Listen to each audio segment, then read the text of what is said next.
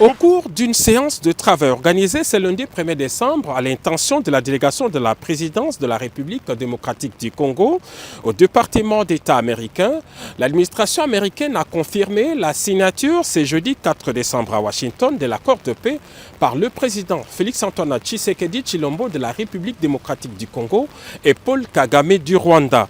Les deux chefs d'État sont d'ailleurs attendus sur le territoire américain ce mardi 2 décembre.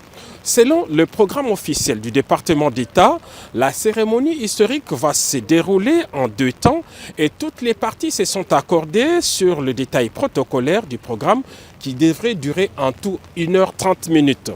La première étape se déroulera le même jeudi 4 décembre à 11h à la Maison-Blanche. Le président américain Donald Trump va accueillir ses hôtes respectivement à 11h pour le président du Rwanda et 11h10 pour le président de la République démocratique du Congo avant de les convier à une rencontre trilatérale d'une dizaine de minutes dans son bureau ovale de la Maison-Blanche. Les protocoles ne prévoient pas à ce stade de prise de parole des deux chefs d'État.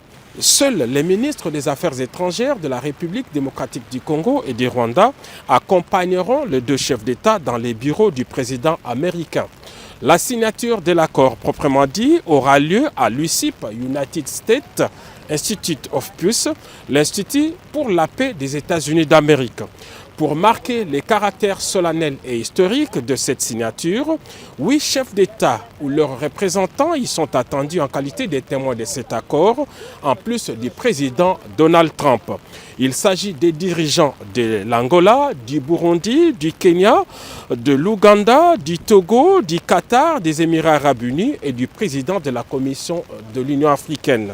En leur présence et devant les caméras du monde entier, les présidents Félix Tshisekedi et Paul Kagame vont apposer leur signature sur l'accord de paix, les mêmes documents qui avaient été signés le 27 juin dernier par le ministre des Affaires étrangères des deux pays. Par cet acte, les deux chefs d'État entérinent ces documents, qui est un instrument international de paix formel et juridiquement contraignant, conclu entre les deux États souverains sous les bons offices des États-Unis d'Amérique et en présence des représentants du Qatar et du Togo en qualité de facilitateurs. Il est prévu, à l'issue de cette cérémonie, les déclarations publiques de président Trump, Paul Kagame et Félix-Antoine Tshisekedi Tshilombo. À ce stade, on peut donc dire que la signature de cet accord est irréversible.